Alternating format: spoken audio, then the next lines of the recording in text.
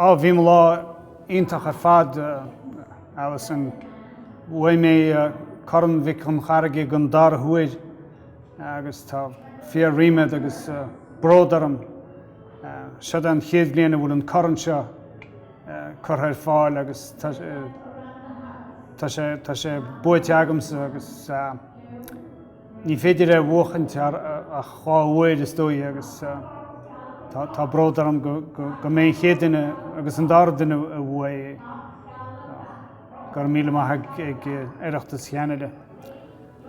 Deir mé níos fearr aniuh ná deir mé aon ámbaile ag casa ag Oireachtas Cheanada.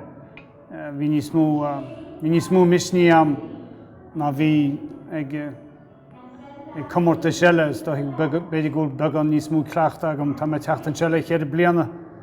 So tá mé teacht isteach ar gomórtas agus ina dúiseanna agus beidir go mé beagán níos fearr aniuh ná bhí me na huiid an tíal ar an seo.